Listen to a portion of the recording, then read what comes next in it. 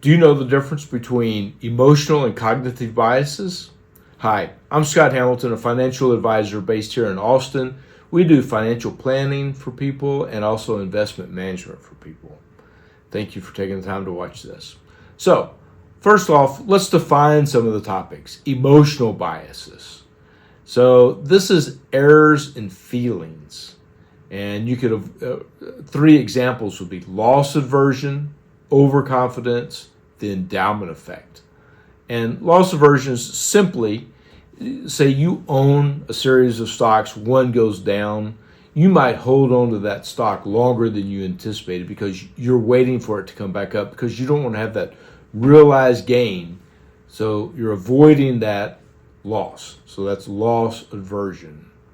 The other one is overconfidence. Let's say, for example, you work for some firm, you own the company's stock.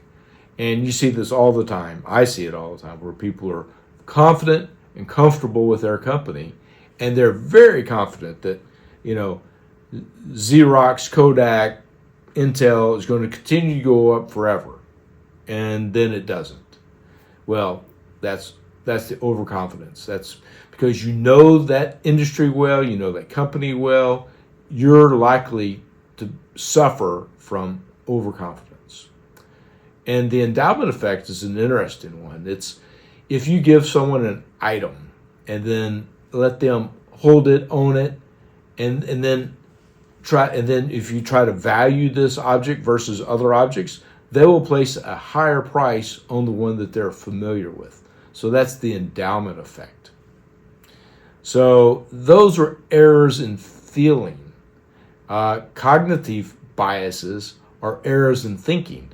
They're very similar, but there's a delicate difference. And there's lots of human biases. And when we do financial advisement, we're very cognizant of these biases. And humans are thinking and emotional creatures.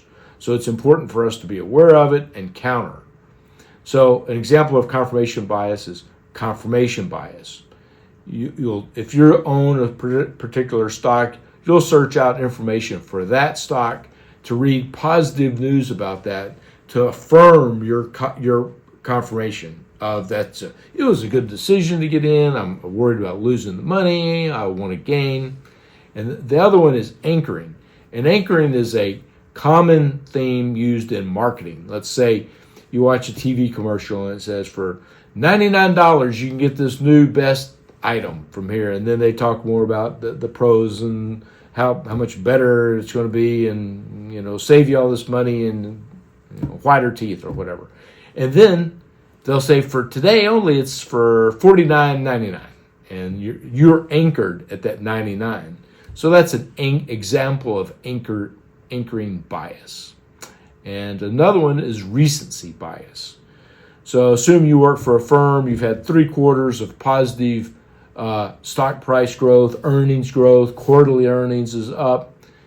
So the recency bias says that you would believe that the next quarter is going to be good just because the prior quarters were. These are errors in thinking. So this is the distinction between biases. We all have emotional biases and cognitive biases. It's important to be aware that humans are emotional beings, and our decisions are driven by a lot of factors. Our education, our feelings, our thinking. Sometimes it's errors in thinking, like cognitive biases. So thanks for taking the time to watch. Now, if you're found this of benefit, thank you. Please like, subscribe, and most importantly, just click on the website, Hamilton Financial Planning.